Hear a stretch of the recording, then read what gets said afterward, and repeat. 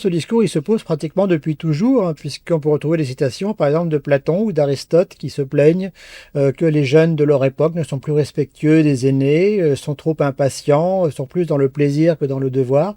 Donc, c'est pas du tout nouveau. Personnellement, j'ai travaillé sur cette question-là des années 50 à nos jours, et on peut trouver dès l'après-guerre des critiques sur les jeunes qui seraient ceci ou cela. Par exemple, Maurice Thorez, qui était le patron du Parti communiste après-guerre, faisait des tournées en France pour relancer la reconstruction de la France, se dire que les ouvriers, les mineurs devaient se retrousser les manches, et il n'arrêtait pas de dire il faut que les jeunes arrêtent de penser aux vacances, il faut que les jeunes pensent à leurs devoirs, la France a besoin de leur travail, ils ne sont pas là pour se reposer. Donc c'était ça, c'était les années 45-46. Et à toutes les époques, on va retrouver des discours assez similaires sur le fait que les jeunes n'aimeraient plus le travail, seraient rétifs à l'autorité. Et d'ailleurs, quand on les met les uns à la suite des autres, ça paraît assez cocasse parfois, parce que les jeunes d'hier sont les vieux d'aujourd'hui. Et donc, ceux qui tenaient ce discours-là ont parfois, dans leur génération, quand ils étaient jeunes, eu des gens qui avaient été critiqués sur les mêmes sujets.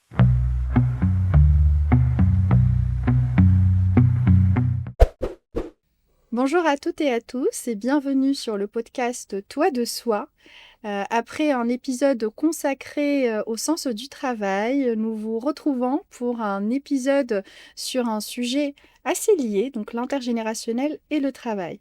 Je suis Hajar Gerdioui, consultante et formatrice sur les sujets de prévention des risques psychosociaux et qualité de vie et conditions de travail, accompagnée à nouveau de Marc Loriol. Marc, est-ce que tu pourrais te présenter à nos auditeurs ? Tout à fait. Donc moi je suis sociologue du travail et de la santé au travail au CNRS. Je travaille depuis ma thèse sur ce qu'on appelle aujourd'hui les risques psychosociaux, mais qu'on appelait autrefois autrement, parce que ma thèse portait sur la fatigue au travail. Et j'ai élargi un petit peu à tout ce qui concerne le rapport au travail, les relations sociales et humaines dans le travail. Parfait. Un grand merci Marc d'être avec nous. Au quotidien, lors de mes interventions, l'intergénérationnel, c'est un vrai sujet, enjeu voire problématique. Et puis même on peut l'entendre un petit peu dans notre quotidien avec des stéréotypes sur la nonchalance des jeunes, sur leur incapacité ou difficulté en tout cas à faire face à l'autorité ou sur leur impatience ou encore l'importance qu'ils peuvent accorder à leur vie privée sociale. Et d'un autre côté, on entend aussi des idées reçues sur les générations plus anciennes, avec souvent une aversion au risque, au changement, aux nouvelles technologies. Et moi, je me demande, parce que j'ai l'impression en tout cas d'entendre ce discours depuis toujours, donc je me demande si effectivement depuis quand cette question ou ce discours se pose. Effectivement, ce discours, il se pose pratiquement depuis toujours, hein, puisqu'on peut retrouver des citations, par exemple, de Platon ou d'Aristote qui se plaignent que les jeunes de leur époque ne sont plus respectueux des aînés, sont trop impatients, sont plus dans le plaisir que dans le devoir. Donc, c'est pas du tout nouveau. Personnellement, j'ai travaillé sur cette question-là des années 50 à nos jours, et on peut trouver dès l'après-guerre des critiques sur les jeunes qui seraient ceci ou cela. Par exemple, Maurice Thorez, qui était le patron du Parti communiste après-guerre, faisait des tournées en France pour relancer la reconstruction de la France, se dire que les ouvriers, les mineurs devaient se retrousser les manches, et il n'arrêtait pas de dire il faut que les jeunes arrêtent de penser aux vacances, il faut que les jeunes pensent à leurs devoirs, la France a besoin de leur travail, ils ne sont pas là pour se reposer. Donc c'était ça, c'était les années 45-46.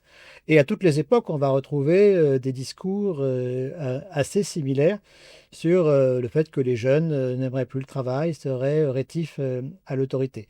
Et d'ailleurs, quand on les met les uns à la suite des autres, ça paraît assez cocasse parfois, parce que les jeunes d'hier sont les vieux d'aujourd'hui. Et donc, ceux qui tenaient ce discours-là ont parfois, dans leur génération, quand ils étaient jeunes, eu des gens qui avaient été critiqués sur les mêmes sujets. Ce qui amène un point très important, c'est qu'une génération, ça n'est pas une réalité homogène. Et d'ailleurs, on peut même se demander si ça a un sens de découper la société en générations. Parce qu'en vérité, il existe une continuité. Et il naît et il meurt des gens tous les jours, et donc il n'y a pas une date à laquelle une génération commence et une date à laquelle la génération prend fin. Il y a un ethnologue qui s'appelle Tim Ingold qui a écrit un livre très récemment sur les générations, qui prend l'image d'une corde tressée. Et il explique que chaque personne représente un tout petit segment de fil et qu'une corde, c'est l'entremêlement de tous ces petits segments. Et plus les segments sont tressés de façon serrée et entremêlés, plus la corde va être solide. Il n'y a pas de début et de fin. Il y a une continuité permanente entre ceux qui arrivent et ceux qui s'en vont. Et donc, la génération n'a pas une réalité tout à fait matérielle homogène. D'autant plus qu'au sein d'une génération, il y a aussi des gens très différents. Pierre Bourdieu disait la jeunesse n'est qu'un mot pour exprimer le fait qu'il y a des jeunesses très différentes. Être un jeune sans diplôme dans une région désindustrialisée, c'est très différent d'être un jeune du même âge dans une grande ville avec un diplôme d'une grande école reconnue. Et on n'aura pas du tout la même facilité à trouver du travail, à trouver un travail intéressant, donc on n'aura pas du tout le même rapport au travail. C'est pour ça que les sociologues distinguent ce qu'ils appellent les effets de génération.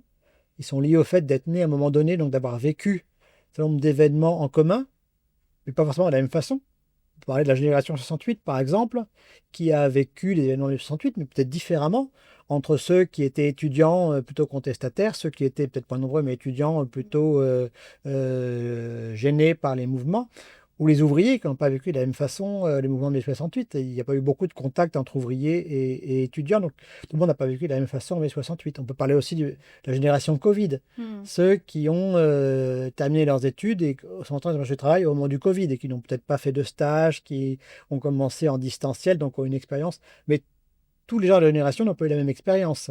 Une jeune infirmière qui est arrivée à l'hôpital, elle n'a pas du tout été en distanciel. Elle a été, au contraire, plongée dans une situation très tendue, très difficile, et a vécu très différemment de celui qui n'a pas fait de stage et qui a vécu son travail en distanciel.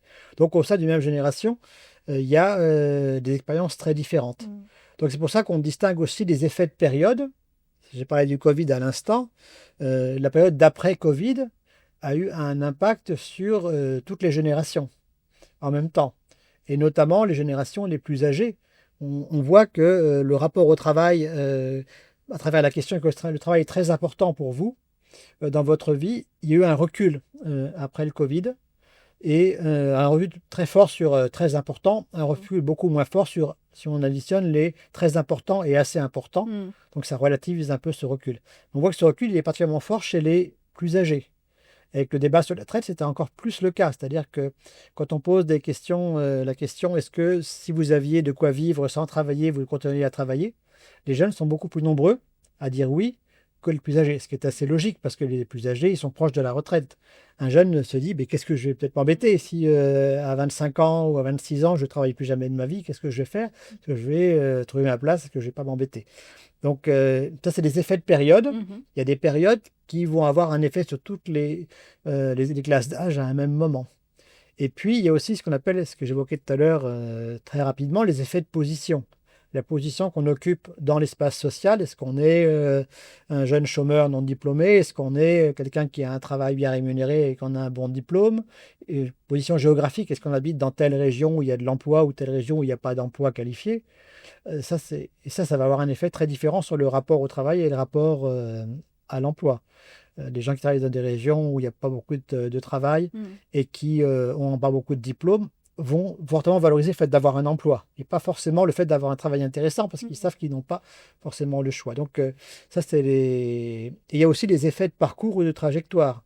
Si on prend deux jeunes de 25 ans, par exemple, celui qui est encore en études, qui est célibataire, qui peut-être même habite encore chez ses parents, n'aura pas du tout la même façon de concevoir son rapport au travail et à l'emploi que ce même jeune de 25 ans qui travaille depuis l'âge de 17 ans et qui est marié, qui a un ou deux enfants et qui a des contraintes extrêmement différentes et va avoir un rapport aussi très différent au travail. Donc ça, c'est les effets de parcours. De la même façon, quelqu'un qui a commencé à travailler dans un contexte plutôt favorable, où il a eu des collègues qui l'ont bien intégré, qui lui ont expliqué quel était l'intérêt du travail, qui lui ont expliqué les ficelles du métier, va avoir un rapport au travail très différent de la même personne qui est arrivée dans une boîte où tout le monde se tirait dans les pattes et où Réellement, c'était la concurrence de tous contre tous pour avoir les beaux postes et qu'il n'y aura pas du tout le même rapport au travail. Mmh. Un rapport au travail moins positif, peut-être plus utilitariste que le premier. Donc ça, c'est les effets de trajectoire ou de parcours. Et tous ces effets sont très compliqués, ce qui fait qu'on ne peut pas dire à une époque, les jeunes sont comme ci, les jeunes sont comme ça, et il faut rentrer de chaque fois dans la nuance. Bah, justement, un mot que tu utilises souvent, c'est le rapport au travail et je sais que tu as beaucoup travaillé sur le rapport au travail et je pense que c'est une notion clé aussi, dans l'intergénérationnel. Est-ce que tu pourrais nous éclairer un petit peu sur comment s'influencent ces 2 notions? C'est-à-dire le rapport au travail et l'intergénérationnel? Alors, il y a des effets de période qui sont importants, parce que le rapport au travail, il a plusieurs dimensions, et j'en ai évoqué une rapidement, c'est le rapport à l'emploi. Le fait qu'on a besoin d'avoir un emploi pour avoir un revenu, on a besoin d'avoir un revenu pour pouvoir fonder une famille, faire face à ses dépenses, satisfaire un certain nombre de désirs qu'on pourrait avoir. Et là, si on regarde historiquement, il y a des périodes où effectivement ces questions-là, des revenus, de l'emploi, peuvent être plus importantes que d'autres, notamment dans des groupes où les revenus sont assez bas. Euh, Dans les années 50, on a une période qui est assez particulière parce qu'on a eu la reconstruction, on a eu la guerre encore avant, on a eu la crise de 29, on a eu la préparation de la guerre. Donc on a eu des gens, notamment les ouvriers, qui pendant très longtemps ont beaucoup travaillé, très dur, avec beaucoup d'heures et des salaires assez peu importants.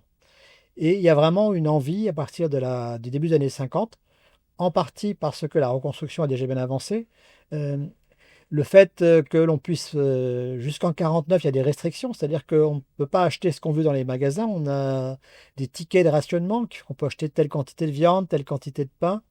Et tout ça, à la fin des années 40, début des années 50, disparaît. Pareil, le blocage des prix et des salaires qui avait été instauré après la guerre. On bloque les salaires, on bloque les prix pour pas qu'il y ait d'hyperinflation parce qu'on manque de beaucoup de choses à cause de la guerre, disparaît. Et donc, c'est vraiment le début de l'assiette de consommation aussi. Mmh. Et là, les gens, notamment les ouvriers, qui sont une grosse partie de la population active à l'époque, ont envie d'accéder à ce début de cette consommation. Les salaires sont très faibles, les conditions de travail sont très difficiles, et les gens ont un rapport à l'emploi qui est très tourné vers le fait qu'ils voudraient participer un peu à cette société de consommation dont ils ont été longtemps exclus, et ils sont prêts à faire des heures supplémentaires, pas forcément parce qu'ils aiment le travail est difficile et pas forcément très reconnu, mais parce qu'ils ont besoin d'accéder. Et donc là, le rapport au travail est très marqué par le rapport à l'emploi. Mmh.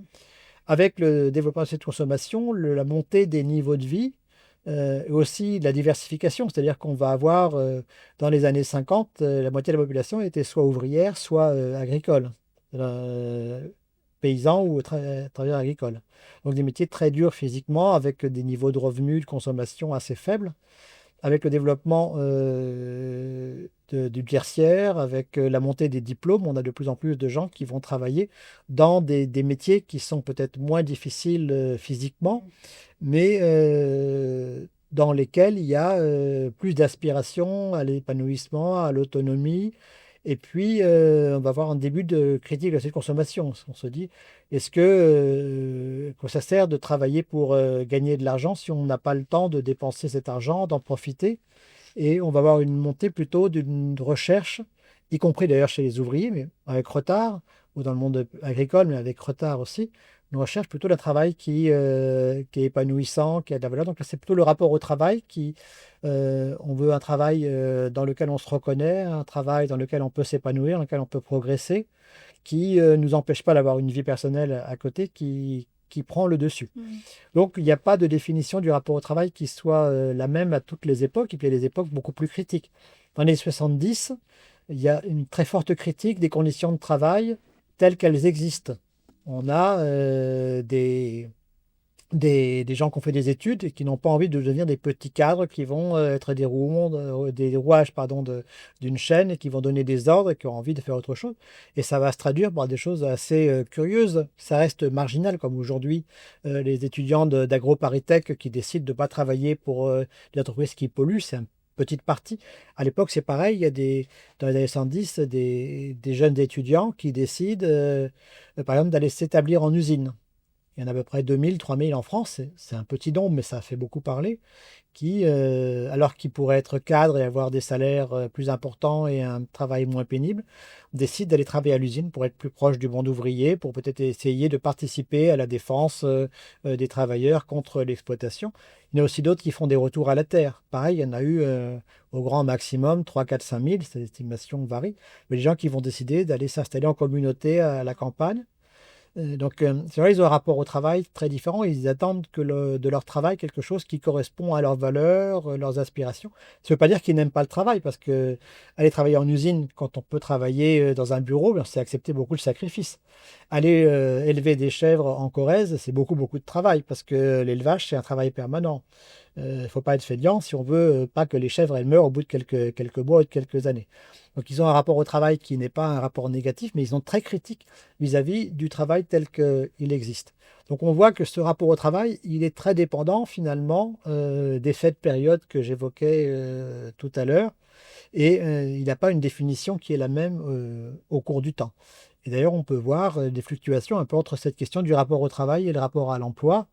Depuis une dizaine d'années, on a vu plus de préoccupations finalement sur avoir un emploi plus stable, un peu mieux rémunéré et un peu moins de préoccupations. Mm. Ça reste très minoritaire sur on est prêt à se sacrifier pour un travail intéressant. Ça existe, mais ça reste une petite minorité de personnes. Des gens, par exemple, qui sont cadres et qui vont ouvrir une boulangerie ou une pâtisserie pour faire un travail différent. Ça reste très minoritaire. Si on regarde les grandes enquêtes, c'est plutôt un rapport à l'emploi qui va prédominer. D'accord, donc le rapport au travail finalement est plus lié à la période qu'à la génération. Oui, il y a des effets de période assez forts, avec aussi des effets, on va dire, de survisibilité de certains groupes. Mm. Il y a eu plein d'articles sur le rapport au travail des jeunes, à partir de l'exemple d'une dizaine d'étudiants d'AgroParisTech qui D'accord. ont, de la même façon, dans les 110, ils n'étaient pas quelques dizaines, ils étaient quelques milliers, mais c'était quand même pas la majorité de ceux qui sont partis en usine ou qui sont partis Pas faire les retours à la représentatif, terre. effectivement. Ouais. Moi, en tout cas, j'observe dans nos accompagnements chez nos clients que les problématiques intergénérationnelles peuvent avoir un impact direct et indirect sur l'individu, sur le collectif ou même sur le travail. Par exemple, l'impact qu'on peut observer sur un individu, ça peut être déjà développer des troubles psychosociaux ou encore de fortes difficultés d'intégration, ce qui peut d'ailleurs entraîner un turnover qui va être élevé. Sur le collectif, ça se manifeste assez souvent par des tensions, voire des conflits interpersonnels ou collectifs. Et sur le travail, ça impacte souvent la performance finalement, soit de l'équipe ou voire du service ou de l'entreprise. Je voulais savoir si effectivement tu pourrais nous éclairer sur les différents impacts intergénérationnels sur l'entreprise. Alors, les impacts intergénérationnels vont être liés à l'origine finalement des conflits ou des tensions. Cette origine, une des principales qui se manifeste au cours du temps, c'est que l'on passe finalement d'une valorisation de l'expérience à une valorisation du diplôme. Mm.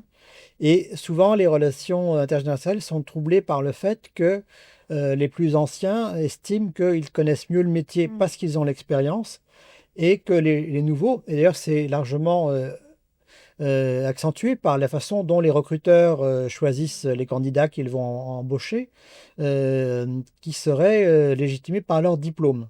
Surtout qu'aujourd'hui, si je peux me permettre, il y a un autre enjeu, c'est que les jeunes vont avoir peut-être des fois des salaires qui se rapprochent des anciens, parce que le marché de travail aujourd'hui, comme il est tendu, fait que le recruteur doit proposer un salaire plus attractif. Ah, absolument, c'est un phénomène qu'on observe par exemple dans le domaine de l'informatique, où il y a beaucoup de cycles. Il y a des bulles spéculatives, des booms, et puis après, il y a des Mm. éclatements de la bulle et l'emploi dégringole. Et en même temps, c'est, en tout cas pour une partie des métiers de l'informatique, notamment les développeurs, des compétences qui sont assez recherchées. Mm. Et ça se croise avec cette question des diplômes, c'est-à-dire que là, j'ai mené une recherche pour mon dernier livre sur l'histoire du rapport au travail dans les métiers de l'informatique. Et pour les personnes qui sont nées, on va dire, jusqu'aux années 80, on voit qu'il y avait la possibilité pour une partie d'entre elles, de se reconvertir et d'accéder finalement à des métiers de l'informatique, même à des métiers du développement, avec des diplômes assez peu élevés. C'est-à-dire qu'il y avait des formations courtes, ça existe toujours actuellement, Oui. des formations courtes au codage par exemple, et qui permettaient pour les personnes qui sont nées jusqu'aux années 80 de trouver facilement un travail et puis après de progresser en interne, Mm. d'apprendre sur le tas et de progresser en interne. Pour les personnes qui sont nées après les années 80, ma recherche, mais d'autres aussi, il y a une thèse qui a été faite en 2025 par Mathilde Krill qui le montre également très très bien. Et ben, ces études courtes, les gens qui n'ont pas un bac plus 5 très spécialisé ont beaucoup plus de mal. Et du coup, ça crée beaucoup de frustration chez les plus anciens et qui ont le sentiment que leurs compétences qu'ils ont acquis sur le terrain n'est pas reconnue. Et ça existe dans tous les métiers. Mm. Ça existe par exemple chez les infirmières, mais à une époque beaucoup plus ancienne.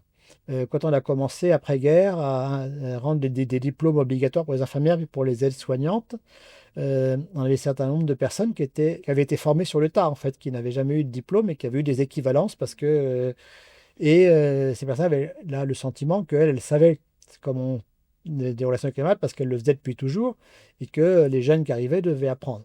Et aujourd'hui, c'est vrai que la tension existe quand les uns et les autres ont le sentiment que l'autre, finalement, n'a moins de valeur, Mm. soit parce qu'il n'a pas de diplôme, soit parce qu'il n'a pas d'expérience.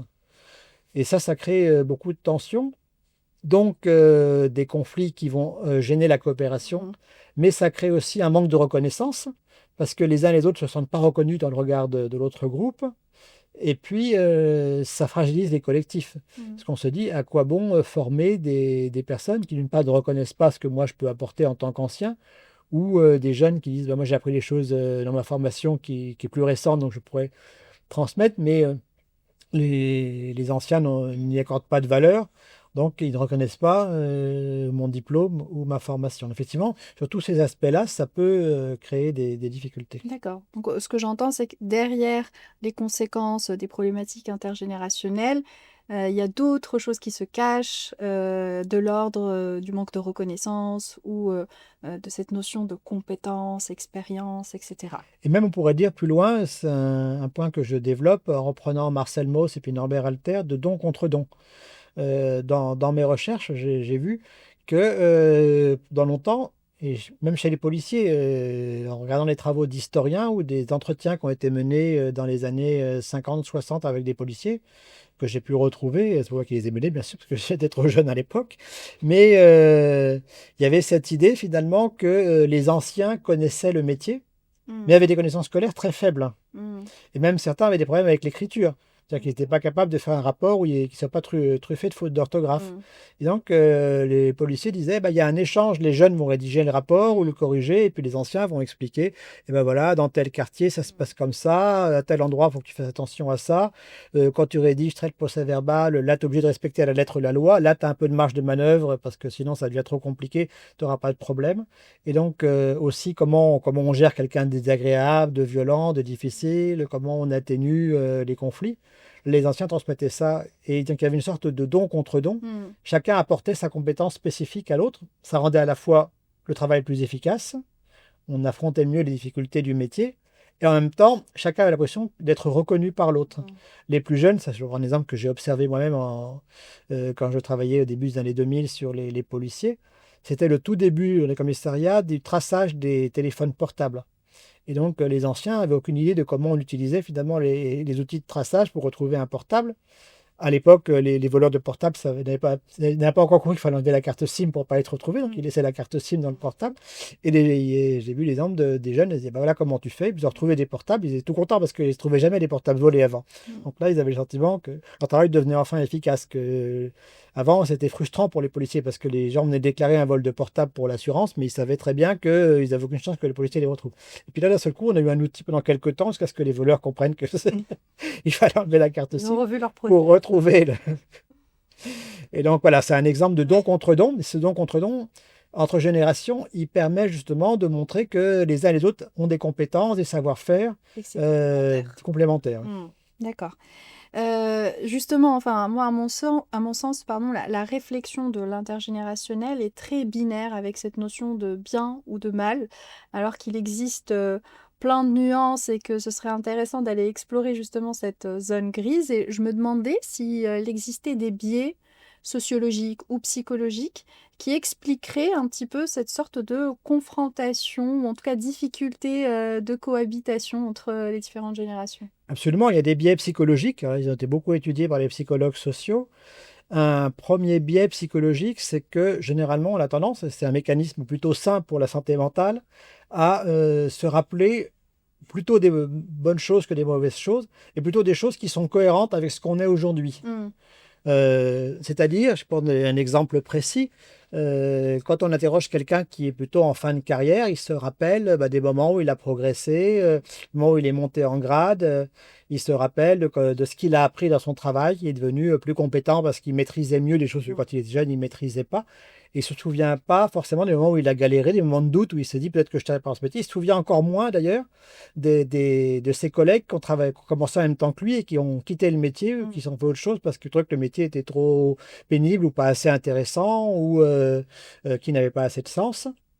Et finalement, c'est un outil. Moi, j'ai déjà fait des formations avec des directeurs, par exemple, de centres médico-sociaux, médico-éducatifs, qui me disaient, oui, mais les jeunes, ils n'ont pas la même niaque que nous, on avait, ils n'ont pas la foi que nous, on avait, etc. Et je dis, mais est-ce que vous n'aviez quand même pas, quand vous étiez jeune, des doutes vous-même? Est-ce que vous n'avez pas aussi vu des gens qui ont quitté le métier parce qu'ils ne s'y reconnaissaient pas? Et en réfléchissant, ils disaient, oui, oui, c'est vrai. Donc ça, c'est Donc on oublie.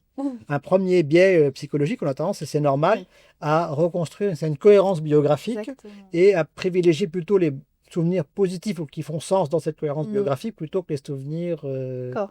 négatifs. Un deuxième biais psychologique, ça qui est un peu plus discuté, c'est le fait que finalement, on a tendance à penser que la période de sa jeunesse était mieux. Pourquoi? Parce qu'on était plus en forme, parce qu'on était prêt à passer une nuit à faire la fête et être en pleine forme le lendemain matin au boulot. Et que finalement, en vieillissant, il y a des choses qu'on peut-être plus faire, on tendance peut-être à idéaliser. Alors, tout le monde ne le fait pas, mais il y aurait une tendance à idéaliser un peu sa jeunesse. Donc là aussi, c'est un biais psychologique qui fait que on a tendance à penser que c'était mieux avant, alors que c'était pas forcément mieux avant. D'accord. Et après, il y a des biais, on va dire, plus sociologiques, si on peut dire ça comme ça, Mhm.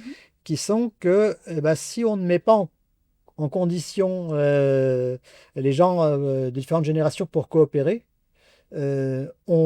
effectivement, les gens vont avoir tendance à penser qu'ils sont très différents les uns des autres. Un premier aspect, c'est quand il y a des fluctuations dans les phases de recrutement ou de non-recrutement. Je dis, tout à l'heure, je disais une génération, les gens naissent et meurent tous les jours. Mhm. Et donc, il n'y a pas de limite. Il n'y a pas la génération Z, il y a pas, ils ne sont pas tous nés à tel moment et puis tous rentrer au marché du travail à tel moment, puis tous partir en retraite au même moment. C'est une continuité dans la réalité. Et dans le monde du travail, c'est un peu différent parce qu'une entreprise peut parfois être en phase de croissance et recruter beaucoup. Donc l'âge moyen de l'entreprise va baisser parce qu'ils vont recruter plutôt des jeunes. Et puis après, l'entreprise va moins bien, donc on arrête les recrutements. Donc l'âge moyen de l'entreprise va monter parce que les gens vont vieillir dans Oui. l'entreprise. Et quand on a comme ça des à-coups, on embauche beaucoup, puis après on n'embauche plus, puis après on réembauche beaucoup, et ben on va avoir des groupes de jeunes et des groupes de moins jeunes qui sont plus visibles, plus distincts, et qui en plus, il n'y a pas de continuité, donc les choses ont évolué. Peut-être que les jeunes ont eu des diplômes différents, des parcours différents, ont été recrutés justement parce qu'ils avaient des diplômes, alors qu'avant, les anciens, ils avaient appris sur le tas. Et donc, on va artificiellement faire apparaître des différences en génération plus fortement. Donc là, c'est plutôt, on va dire, un biais sociologique. Mm. De la même façon, quand il y a beaucoup de turnover, qu'on embauche, c'est ce que j'évoquais tout à l'heure, des CDD, des intérimaires pour boucher les trous, des gens parfois auto-entrepreneurs ou des sous-traitants pour traiter rapidement telle ou telle demande urgente ou pour faire baisser les coûts, et ben, on va là aussi créer des barrières qui vont rendre plus compliqués les échanges. Et souvent, ces différentes catégories renvoient aussi à des âges différents. Mm. Les intérimaires sont les emplois précaires sont beaucoup plus souvent des jeunes et les CDI sont beaucoup plus souvent des gens âgés. Donc, on va encore créer des barrières artificiellement Mm. qui vont rendre plus compliqué le don contre don, la confiance, parce que les intérêts, les enjeux ne sont pas les mêmes pour les uns ou pour les autres. Donc ça, c'est les biais sociologiques. En tout cas, ça m'éclaire un peu plus sur effectivement cette difficulté des fois à cohabiter. Et je me demandais si on pouvait imaginer qu'on avait face à nous une responsable des ressources humaines et qui rencontrait une difficulté puisque cette responsable RH qu'on va imaginer fait face à une problématique intergénérationnelle. Ce qui irrite les collaborateurs, les managers, mais aussi les acteurs clés de l'organisation. Qu'est-ce qu'on pourrait donner à cette responsable RH comme clé, outil, pour qu'elle puisse un peu apaiser ces tensions intergénérationnelles et améliorer les conditions de travail? Alors, le premier outil, je pense, c'est que la personne elle-même se déprenne des clichés. Hmm. Sachant que ces clichés se répètent d'une génération à une autre et que souvent on confond finalement des effets de génération avec des effets de parcours. Un exemple tout simple, la génération X, c'est une des premières générations à qui on a donné un nom avec une lettre. Hmm. On a donné la lettre X parce qu'elle était censée être tellement nouvelle qu'on ne la comprenait pas, qu'elle était inconnue, etc. Et on disait que la génération X, parmi toutes ses caractéristiques, elle avait comme caractéristique de préférer les vacances, les loisirs. C'était le début des vols low cost, par exemple. Donc, la génération X, c'était plutôt pour les jeunes cadres. Donc, les jeunes cadres qui ont envie de partir en vacances, de découvrir le monde plutôt que d'être dans leur bureau. Oui. Et l'autre caractéristique qu'on disait aussi à l'époque de la génération X, c'était qu'ils étaient rétifs à l'autorité. Ils disaient ils acceptent de suivre un ordre que si on leur explique pourquoi il faut le suivre. Hmm. Mais si on leur dit pas pourquoi, ils n'ont pas envie de suivre l'ordre. Et après, on a dit ça pour les Y, et on a dit ça pour les Z. Hmm. Et aujourd'hui, on dit les Z sont rétifs à l'autorité par rapport aux X. Hmm. Mais on compare des gens qui ne sont pas comparables parce qu'on compare des X qui sont en fin de carrière, qui pour certains se sont résignés finalement à accepter un poste où ils n'avaient pas forcément beaucoup de marge de manœuvre ni de pouvoir, parce qu'ils y trouvent d'autres sources d'intérêt, la stabilité de l'emploi, une bonne ambiance, ils s'entendent bien avec leurs collègues proches. Mais finalement, ou d'autres aussi, simplement sont devenus l'autorité eux-mêmes. Hein. Ils sont montés en grade, donc ils sont devenus l'autorité, comme ces directeurs et directrices de centres médico-sociaux que j'évoquais. Donc forcément, ils sont par autorité, puisque c'est eux l'autorité. Ouais. Et donc Donc se comprendre, défaire déjà des stéréotypes. voilà, Ça, se c'est la défaire des première clé. stéréotypes et comprendre aussi les questions d'effets de parcours, d'effets de position qui peuvent ne Hmm. pas être confondus avec des effets de génération. Mhm. L'autre aspect, c'est du coup, quand on a compris ça, on comprend qu'est-ce qui crée les tensions entre générations. C'est-à-dire ce que j'évoquais tout à l'heure, le turnover, Ouais. la mise en concurrence de statuts différents, Hmm. qui sont aussi souvent liés à des âges différents. Les intérimaires sont plus jeunes, les CDD sont plus jeunes, les CDI sont plus âgés. Et éviter aussi le turnover, parce que le turnover fait que il y a moins d'intérêt à s'engager dans l'échange, dans le don contre don. Oui. Si on sait que les jeunes vont pas rester, on va pas s'embêter à les former. C'est vrai que j'entends souvent ça, souvent effectivement les plus anciens, on va leur demander de former les nouvelles recrues. Effectivement, lorsqu'il y a un turnover qui est élevé, bah, ça peut effectivement créer un effet de lassitude. Voilà, oui, je le forme de toutes les manières. Derrière, je vais reformer quelqu'un dans 6 mois. Donc c'est vrai que c'est un point qu'on retrouve assez souvent dans l'émission. Ok, donc deuxième point, c'est plutôt aller chercher l'origine derrière ce conflit Voilà, d'ailleurs, et éviter le turnover. c'est trouver l'origine du conflit, qui explique pourquoi les gens, Oui. finalement, reprennent ces clichés, parce que ces clichés font sens dans une situation tendue et de conflit. Mais en fait, ça ne veut pas dire que la cause du conflit, c'est le fait que les Z seraient très différents des Y, qui seraient même très différents des X. Ça, c'est pas vrai. Enfin, les études le montrent, c'est pas vrai. Mais il y a des raisons pour lesquelles ils n'ont pas les mêmes intérêts, ils n'ont pas les mêmes enjeux, ils n'ont pas. Et c'est vrai que autrefois, la plupart des gens faisaient toute leur carrière dans la même entreprise. En tout cas, s'ils voulaient, ils pouvaient le faire. Et ceux qui s'investissaient avaient un retour. Il y avait une sorte de contrat implicite entre l'entreprise et le salarié. Je m'investis dans l'entreprise, j'accepte peut-être au début d'être un peu moins bien payé, de faire des choses un peu moins intéressantes, mais si je fais preuve de bonne volonté, je vais progresser, je ferai des choses plus intéressantes. Et cette stabilité, elle permettait aussi finalement d'accepter en début de carrière des choses un peu moins intéressantes. Aujourd'hui, on dit aux jeunes, c'est toi qui es responsable de ton employabilité, tu ne feras pas le même métier toute ta vie. Et donc, quelle raison ce jeune aurait de se sacrifier pour un retour qui est très hypothétique, voire dont on lui dit qu'il n'aura même pas ce retour. Donc effectivement, les conditions ne sont pas les mêmes et le rapport au travail va être lui-même différent. Très bien. Moi, je rajouterais aussi juste, effectivement, donc de ce que j'entends, c'est remettre aussi le travail au centre de la discussion. Je dirais aussi clarifier le cadre pour que ce soit effectivement clair pour toute génération confondue. Et puis, pourquoi pas utiliser l'outil des espaces de discussion, les EDD, on en avait parlé dans un précédent podcast, pour pouvoir créer justement l'échange et la discussion autour de ces sujets qui peuvent être irritants.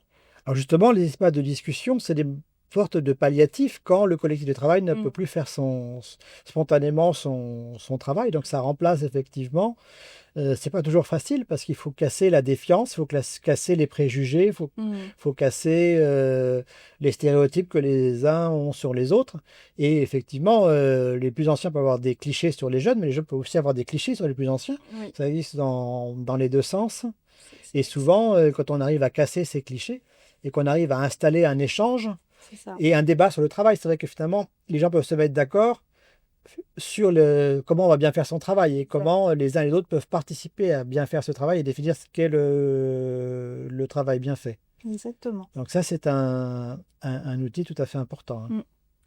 En tout cas, pour conclure ce podcast, heureusement, il y a aussi dans de nombreuses entreprises une très bonne cohabitation qui peut exister entre les différentes générations.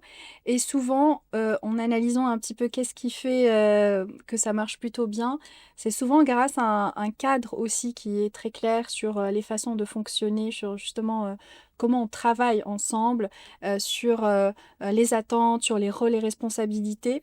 Et c'est aussi souvent un cadre qui est amené à évoluer, puisqu'il est co-construit avec l'ensemble des collaborateurs qui justement appartiennent à des générations différentes. Et c'est vrai que ça demande, pour y arriver, de créer un climat de confiance, d'avoir des temps et des espaces qui sont dédiés à ce genre d'échange. Ça demande aussi une volonté de partager, une capacité d'écoute et beaucoup d'ouverture d'esprit aussi. Absolument, et c'est vrai que ça se construit pas facilement. Ça se construit que dans le temps. La confiance, elle repose sur des choses vécues en commun, où on a pu voir qu'effectivement, quand on a aidé quelqu'un, on a eu une reconnaissance, et que dans l'autre sens, on a pu être aidé sur d'autres choses sur lesquelles on pouvait être un petit peu plus fragile. On a pu voir aussi que on n'avait pas opposé l'expérience avec le diplôme, mais que les deux sont tout à fait complémentaires. Et que parfois d'ailleurs des connaissances qu'on peut estimer obsolètes ne sont pas si obsolètes que ça. C'est valable sur des aspects, on va dire, relationnels, organisationnels, mais c'est aussi valable sur des aspects techniques. Par exemple, dans l'informatique, il y a des vieux langages comme le COBOL qui sont toujours utilisés dans certains endroits, dans les banques, dans les assurances. Et finalement, c'est amusant parce que les jeunes voyaient ça comme des choses du passé. C'était plus enseigné à l'école et maintenant, quand il faut mettre à jour ces systèmes-là ou créer des interfaces, on est obligé d'embaucher en les payant très cher, des vieux informaticiens, même parfois des retraités, pour intervenir sur le sujet. Donc, c'est important de voir que.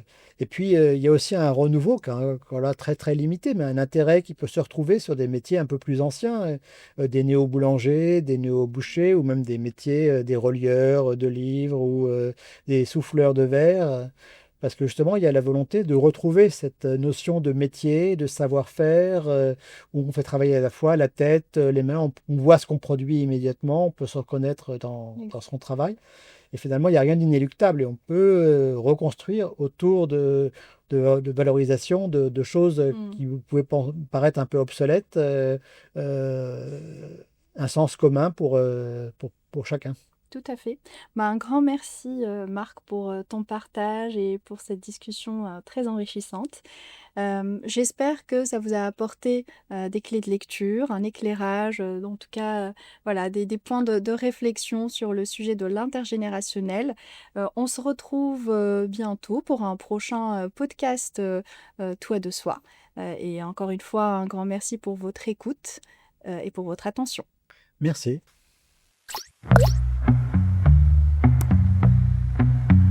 Vous venez d'écouter Les mots du travail, un podcast développé par Toi de soi, cabinet d'audit, conseil et formation qui accompagne les mutations du monde du travail. Pour ne rien manquer des prochains épisodes ou pour échanger avec nous, rendez-vous sur notre site toitdesoi.fr. À bientôt!